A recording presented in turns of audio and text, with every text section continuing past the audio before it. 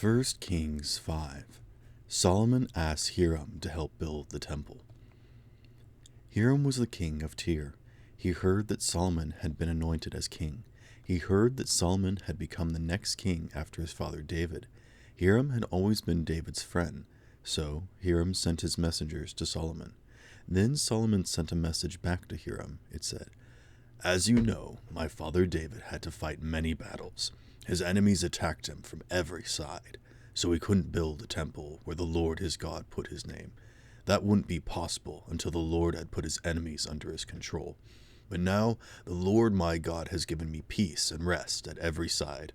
We don't have any enemies, and we don't have any other major problems either. So I'm planning to build a temple. I want to build it for the name of the Lord my God. That's what he told my father David he wanted me to do. He said, 'I will put your son on the throne in your place. He will build a temple. I will put my name there.' So, give your men orders to cut down cedar trees in Lebanon for me. My men will work with yours. I'll pay you for your men's work. I'll pay any amount you decide on. As you know, we don't have anyone who is skilled in cutting down trees as the men of Sidon are." When Hiram heard Solomon's message, he was very pleased. He said, "May the Lord be praised today. He has given David a wise son to rule over that great nation." So Hiram sent a message to Solomon. It said, "I have received the message you sent me. I'll do everything you want me to do. I'll provide the cedar and pine logs. My men will bring them from Lebanon down to the Mediterranean Sea. I'll make them into rafts. I'll float them to the place you want me to. When the rafts arrive, I'll separate the logs from each other. Then you can take them away. And here's what I want in return. Provide food for all of the people in my palace." So Hiram supplied Solomon with all the cedar and pine logs he wanted. Solomon gave Hiram 125,000 bushels of wheat as food for the people in his palace. He also gave him 115,000 gallons of oil that was made from pressed olives.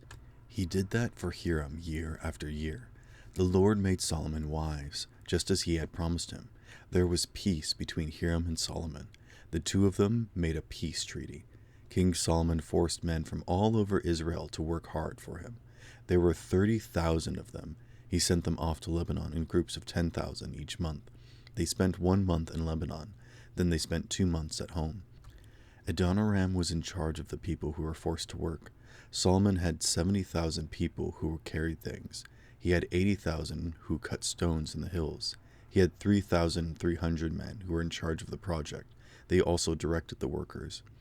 The people did what the king commanded. They removed large blocks of fine stone from a rock pit. They used them to provide a foundation for the temple. The skilled workers of Solomon and Hiram cut and prepared logs and stones. They would later be used in building the temple. The people of Byblos helped the workers.